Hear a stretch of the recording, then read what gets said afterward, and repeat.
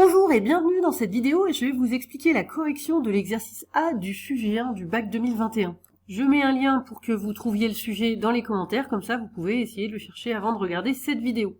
Il s'appelle exercice A parce que pour le quatrième exercice, il y avait le choix, enfin il y aurait eu le choix si l'épreuve avait eu lieu, entre deux exercices A ou B. Première question, calculer en détaillant les calculs U1 et U2 sous forme de fractions irréductibles. On va commencer donc par U1. Dans l'énoncé, on nous donne U0, donc pour calculer U1, nous allons utiliser bien sûr cette formule, et donc on voit que pour calculer U1, il faut prendre n égale à 0, puisque ici on aura bien U de 0 plus 1, donc U1. Donc on prend n égale à 0, et on y va, on écrit la formule. La formule nous donne 3 quarts de U0, plus 1 quart fois 0, je rappelle que n vaut 0, plus 1.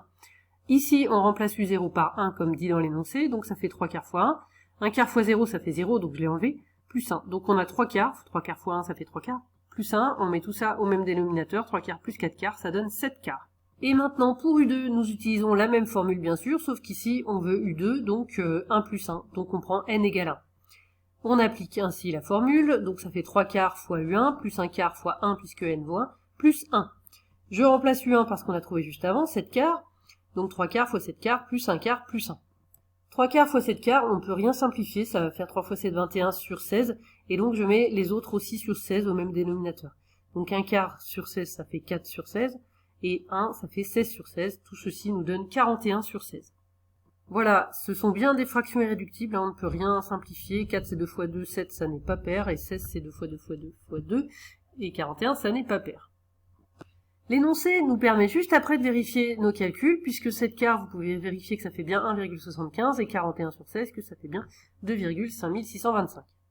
Question suivante de petit a, quelle formule étirée ensuite vers le bas peut-on écrire dans la cellule B3 de la feuille de calcul pour obtenir les termes successifs de UN dans la colonne B? Donc une question de tableur, comme ça arrive parfois dans les exercices.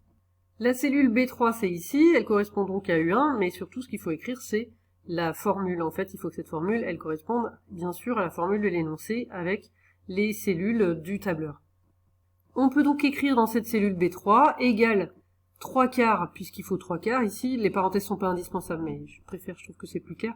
3 quarts fois donc UN, c'est-à-dire la cellule juste avant B2 là, plus 1 quart comme ici, fois alors N, ça correspond à A2, puisque bien sûr, puisque N est sur la ligne d'avant, plus 1, voilà. Donc cette formule, elle permet qu'ensuite, quand on tire avec la petite croix noire en bas à droite, d'obtenir ce tableau.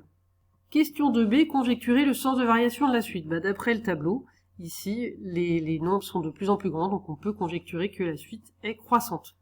Passons à la question 3 petit a, démontrer par récurrence que, pour tout entier naturel n, on a un compris entre n et n plus 1.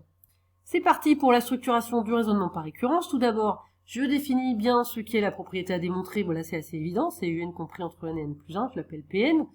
On commence avec l'initialisation, ici l'initialisation, puisque c'est pour tout entier naturel n, ça veut dire qu'on démarre à 0. Donc on commence avec n égale à 0. Dans ce cas, U0 c'est écrit dans l'énoncé, ça vaut 1, donc est-ce que U0 est bien entre 0 et 0 plus 1, c'est-à-dire entre 0 et 1? Eh bien oui, ça marche, c'est même égal à 1, mais en tout cas c'est bien compris entre 0 et 1. Donc la propriété est vraie au rang 0. Et maintenant, l'hérédité, on suppose qu'il existe un entier naturel K tel que P de K est vrai, c'est-à-dire que donc UK est compris entre K et K plus 1, et on veut donc prouver que dans ce cas, P de K plus 1 est vrai aussi. C'est-à-dire, alors P de K plus 1, il faut tout décaler de 1, c'est-à-dire au lieu d'avoir K ici, on a K plus 1, inférieur ou égal à U de K plus 1, inférieur ou égal à K plus 1 plus 1, c'est-à-dire K plus 2. Donc c'est ça qu'on va chercher à prouver en supposant qu'on a UK compris entre K et K plus 1. On est sur une inégalité, donc on va partir de l'hypothèse de récurrence, c'est-à-dire UK compris entre K et K plus 1. Nous, on sait qu'on veut arriver à UK plus 1 à la fin, donc il faut qu'on arrive à obtenir, à injecter cette formule.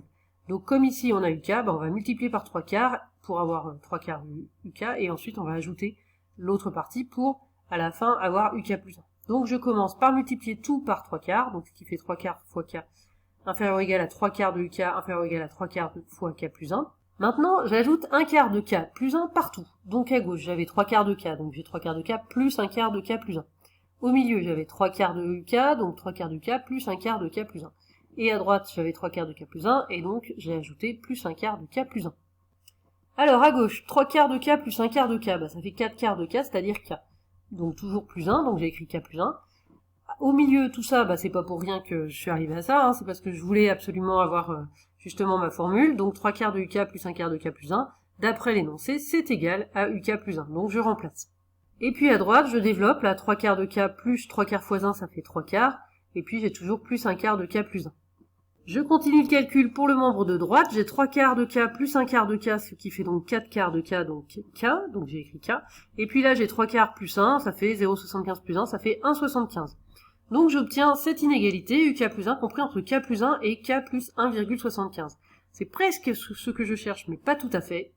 Mais 1,75, c'est plus petit que 2, donc qui peut le plus peut le moins, a fortiori, puisque UK plus 1 est plus petit ou égal que K plus 1,75, eh bien, c'est aussi plus petit que K plus 2. Donc, on en déduit, finalement, qu'on a bien l'inégalité qu'on cherchait. On a donc prouvé l'hérédité. Et il ne nous reste plus qu'à écrire la conclusion. La propriété est héréditaire et elle est initialisée au rang 0, donc par principe de récurrence, on a démontré que pour tout n appartenant à n, un est compris entre n et n plus 1. Question 3 petit b, en déduire en justifiant la réponse le sens de variation et la limite. Alors pour le sens de variation, en fait comme on vient de voir que un est compris entre n et n plus 1, eh bien on a aussi, d'ailleurs on l'a utilisé dans l'hérédité, que un plus 1 est compris entre n plus 1 et n plus 2. Donc on peut écrire cette inégalité, donc un compris entre n et n plus 1 et un plus 1 compris entre n plus 1 et n plus 2. On voit bien que un est forcément plus petit que un plus 1. Ce que j'ai écrit ici. On en déduit donc que la suite est croissante. Pour la limite, on va à nouveau utiliser cette inégalité. On a besoin uniquement de la première partie, un plus grand que n. En effet, grâce au théorème de comparaison, puisque n tend vers plus l'infini, quand n tend vers plus l'infini, c'est un peu un pléonasme, eh bien un qui est plus grand donc qu'une suite qui tend vers plus l'infini, forcément, un tend aussi vers plus l'infini. C'est le théorème de comparaison. Petit c, on nous demande de démontrer que la limite de un sur n est égale à 1. Il faut bien voir que c'est toujours dans la même question, donc on va à nouveau utiliser cette inégalité.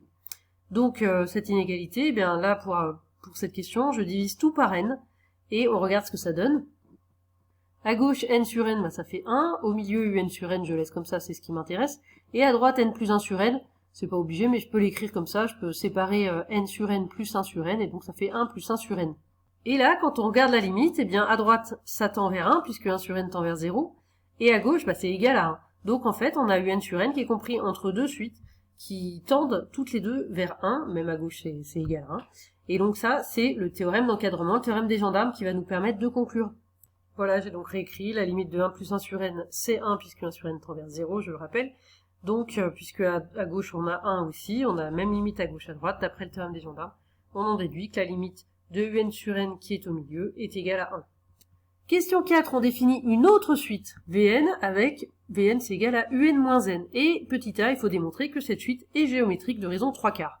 Alors, pour cela, on regarde ce que donne Vn plus 1. Donc Vn plus 1, par définition, c'est un plus 1 moins n plus 1. Attention, il faut mettre une parenthèse. Un plus 1, on remplace avec la formule de l'énoncé. Donc 3/4 de un plus 1/4 de un plus 1. Le moins n plus 1 avec la parenthèse, j'ai enlevé la parenthèse, j'ai mis des moins partout. Donc moins n moins 1. Ce qui nous donne 3/4 de un, ça reste. 1/4 de n moins n, donc c'est-à-dire je mets au même dénominateur moins 4/4 de n. Et puis là, on a plus 1 moins 1 qui s'annule. Donc il nous reste ça. 1/4 de n moins 4/4 de n, ça fait moins 3/4 de n. Je pense qu'ici, ça se voit directement qu'on peut factoriser par 3/4. Et donc on met en facteur et on a un moins n, c'est-à-dire Vn. Si vous ne le voyez pas, il faut remplacer un ici, grâce à cette expression, en passant le moins n de l'autre côté. Un c'est égal à Vn plus n. Donc vous le remplacez entre parenthèses.